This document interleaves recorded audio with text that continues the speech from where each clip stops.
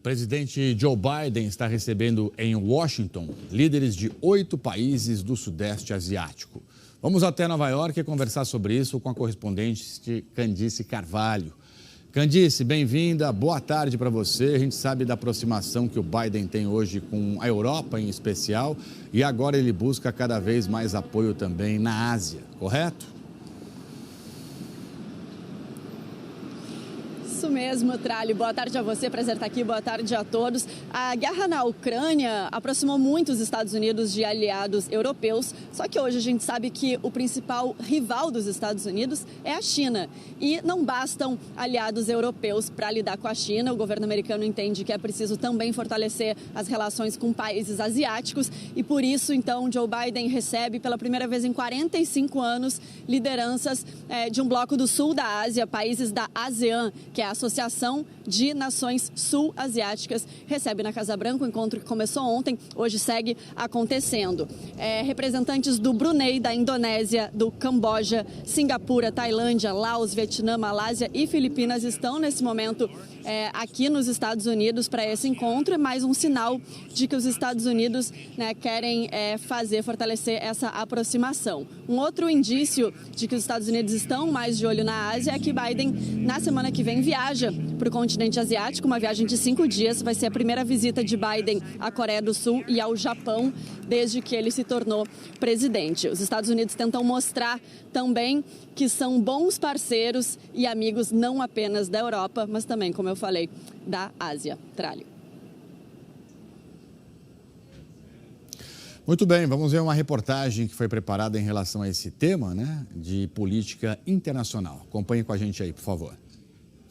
Para entender melhor a dinâmica das relações internacionais, podemos pensar no mundo como uma grande família.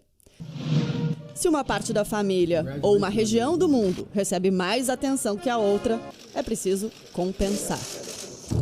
E é isso que os Estados Unidos tentam fazer ao receber na Casa Branca líderes de países que formam a Associação de Nações do Sul Asiático. O presidente americano quer mostrar que, mesmo com todas as atenções voltadas nos últimos meses para o conflito na Ucrânia, o bloco não foi esquecido. Para provar que está comprometido, Biden anunciou um investimento de 150 milhões de dólares para a região. Dinheiro que deve ser usado em infraestrutura, segurança, combate à pandemia e talvez o mais importante do ponto de vista americano, para conter a influência da rival, a China, na região. De Pequim, o ministro de Relações Exteriores chinês comentou o investimento americano. Disse que a China acha positiva iniciativas que promovam o desenvolvimento. O governo chinês anunciou no último novembro um valor 10 vezes maior do que o americano. Se comprometeu a enviar 1,5 bilhão de dólares para o bloco sul-asiático ao longo de 3 anos. Ministros das Relações Exteriores do G7, que é o grupo das 7 democracias mais ricas do mundo, se reuniram hoje na Alemanha para tentar encontrar novas rotas de exportação para os grãos produzidos na Ucrânia. Situação muito difícil com essa questão dos alimentos que saem de lá, especialmente o trigo. Isso por conta da guerra, essa guerra que não dá trégua. Dia 79 da invasão da Ucrânia. Os russos batem em retirada de Kharkiv. A contraofensiva ucraniana foi mais forte. Kiev anunciou que atingiu outra embarcação russa no Mar Negro, perto da disputada Ilha da Cobra. Seria um dos mais novos navios da frota de Moscou, diz o governo ucraniano. O sargento russo Vadim Shishmarin, o primeiro a ser formalmente acusado de crime de guerra na Ucrânia por ter atirado em um civil desarmado, será processado e julgado. Depois da audiência preliminar de hoje no Tribunal de Kiev, o réu voltará à corte no dia 18 de maio. Numa reunião na Alemanha, ministros das Relações Exteriores do G7 discutem as consequências da guerra para os alimentos, o bloqueio da exportação de grãos da Ucrânia. Antes das bombas começarem a cair, os ucranianos colheram uma safra de grãos quase 40% superior à do ano passado. Mas milhões de toneladas, especialmente de milho e trigo, estão retidos no país por falta de segurança para rodar nas estradas ou pelo bloqueio nos portos. Segundo a anfitriã, a ministra Annalena Baerbock, o grupo dos 7 países mais ricos do mundo tenta criar o que está sendo chamado de corredores de solidariedade para garantir o transporte desses produtos até portos da Romênia e de países do Báltico. O ministro das Relações Exteriores da Ucrânia disse hoje que seu país continua disposto às negociações diplomáticas com a Rússia para desbloquear o fornecimento de grãos e alcançar uma solução política para o conflito, mas que não aceitará ultimatos de Moscou. E afirmou que a Ucrânia quer o dinheiro russo para se levantar. Dmytro Kuleba pediu ao grupo do G7 que adapte a legislação e implemente todos os procedimentos necessários para confiscar os ativos soberanos russos e entregá-los à Ucrânia, para que use esse dinheiro na reconstrução do país. A ministra das Relações Exteriores britânica, Liz Truss, comentou que é muito importante, nesse momento, manter a pressão sobre Vladimir Putin, dando mais armas à Ucrânia e aumentando as sanções. A unidade do G7 foi vital durante esta crise para proteger a liberdade e a democracia e continuaremos a trabalhar juntos para fazer exatamente isso, disse ela. O primeiro-ministro alemão Olaf Scholz pediu ao presidente russo Vladimir Putin um cessar-fogo imediato, rejeitando as acusações do líder do Kremlin de disseminação do nazismo na Ucrânia. Scholz também lembrou a Putin a responsabilidade especial de Moscou pelo abastecimento mundial de alimentos, especialmente sob a pressão da guerra. O presidente turco Recep Tayyip Erdogan afirmou que a Turquia não tem uma opinião positiva sobre a filiação da Finlândia e da Suécia na OTAN e acusou os países escandinavos de hospedar militantes curdos fora da lei. Os países escandinavos são como uma pensão para organizações terroristas, disse ele, e explicou que não quer repetir o mesmo erro cometido com a adesão da Grécia. O governo da Finlândia declarou hoje que não teme as ameaças da Rússia e que os abrigos estão prontos e os militares também. O Papa Francisco, falando à Agência Nacional de Aviação Civil, pediu que os céus voltem a ser um lugar de paz. Enquanto essa paz não vem, a União Europeia anunciou mais um pacote de ajuda militar para a Ucrânia no valor de 500 milhões de euros. Nossa correspondente na Europa, Bianca Routier, acompanhou esse anúncio. Bianca, bem-vinda, uma ótima tarde para você aí. Portanto, esse dinheiro vai aí para o governo da Ucrânia para fortalecer essa resistência toda, né? Isso, Trali, boa tarde para você, boa tarde a todos. Essa notícia saiu durante a reunião do G7, né, que reúne 7 dos países mais desenvolvidos do mundo, como a gente viu um pouco na reportagem da Ilse Scamparini. Essa reunião foi num castelo alemão de 4 séculos, no Mar Báltico, e teve o apoio de todo o grupo. O chefe da diplomacia externa da União Europeia, né, o Josep Borrell, ele aproveitou o encontro para fazer esse anúncio. Disse que o valor, €500 bilhão, ou mais de 2 bilhões e 600 milhões de reais, vai ser para armas pesadas, como tanques e artilharia. E aí, com esse montante, a ajuda do bloco para a Ucrânia por causa da guerra provocada pela Rússia chega a 2 bilhões de euros. O chefe da diplomacia europeia disse ainda estar confiante de que um acordo sobre o 6º pacote de sanções contra a Rússia possa ser alcançado nos próximos dias. Lembrando que na semana passada a Comissão Europeia anunciou o plano que inclui o embargo ao petróleo russo, mas ainda há um impasse dentro do bloco, sobretudo por parte da Hungria, que é fortemente dependente.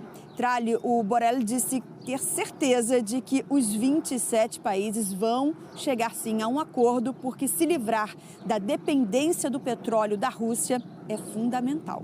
É um tremendo desafio, não só o petróleo, como especialmente o gás, né, Bianca? E você vê que a Rússia se prepara para uma guerra longa, né? Os serviços de inteligência do Ocidente apontam isso, que os russos estão se preparando para uma guerra que vai durar muito tempo, infelizmente. Obrigado, bom trabalho para você aí. Teve confusão hoje no funeral da jornalista da rede de TV Al Jazeera. Essa confusão foi em Jerusalém Oriental.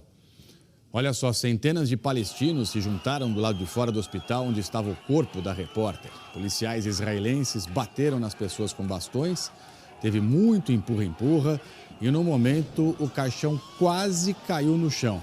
A polícia afirma que reagiu porque palestinos começaram a jogar pedras e outros objetos. 6 pessoas foram presas. Os policiais alegaram que precisavam abrir caminho para o funeral. Shirin Abu Akleh morreu enquanto fazia a cobertura de uma operação militar israelense na Cisjordânia. A autoridade palestina recusou a oferta de Israel por uma investigação conjunta sobre a morte dela e afirmou que vai conduzir a sua própria investigação. E a polícia de São Paulo investiga quem assassinou um homem ontem à noite numa das principais avenidas da cidade. De acordo com testemunhas, Raimundo Fonseca Júnior era usuário de drogas e estava com um grupo que foi expulso da chamada Cracolândia. Isso na última quarta-feira, durante uma operação policial. 9 horas da noite, um grupo de pessoas corre em direção à Avenida Rio Branco, região central de São Paulo. Carros de polícia estão no local. Durante a confusão, estes 3 homens saem da calçada e vão para o meio da rua. Eles atiram em direção às pessoas. Foram 3 tiros. As pessoas que estão na avenida correm para se proteger. Um dos 3 homens volta a atirar.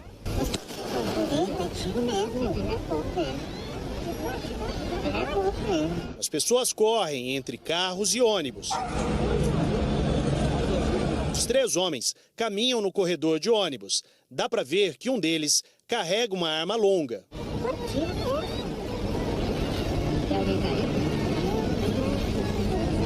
Nas imagens, é possível ver um homem caído na calçada. Policiais militares que atenderam a ocorrência relataram na delegacia que se dirigiram ao local que fica perto da Cracolândia, que lá estaria ocorrendo uma operação policial e que houve um tumulto generalizado. Foi quando usuários se dispersaram pelas ruas e tiros foram ouvidos e uma pessoa foi atingida. Foi exatamente neste ponto da Avenida Rio Branco que o crime aconteceu. O endereço fica no centro histórico de São Paulo. A vítima foi identificada. Raimundo Nonato Rodrigues Fonseca Júnior tinha 32 anos. Ele tomou um tiro no peito. Para investigar o caso, o Departamento de Homicídios determinou a abertura de um inquérito. Ontem, durante a madrugada, nós recebemos aqui no departamento, mais precisamente no plantão, uma advogada da Comissão de Direitos Humanos, que ficou de apresentar testemunhas a respeito do evento. E vamos apurar com total imparcialidade o que houve ali durante o inquérito policial. Ele é oriundo de Campinas, já esteve internado em clínica psiquiátrica e, por algum motivo, estava vivendo aqui na região da Cracolândia. Na quarta-feira, depois de uma operação policial na Praça Princesa Isabel para prender 36 traficantes de drogas, dependentes químicos se dispersaram.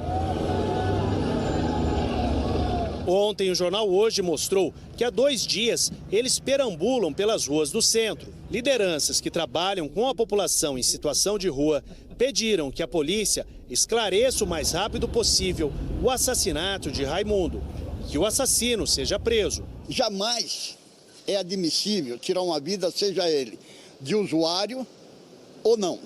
Não é admissível retirar uma vida. Mais uma vez, não se pensou em uma medida de uma política séria para a população usuários de drogas, né? E fazendo esse grupo se locomover para vários lugares, esparramando o fluxo para várias regiões, prejudicando não só a população em situação de rua, como também os cidadãos de outros locais.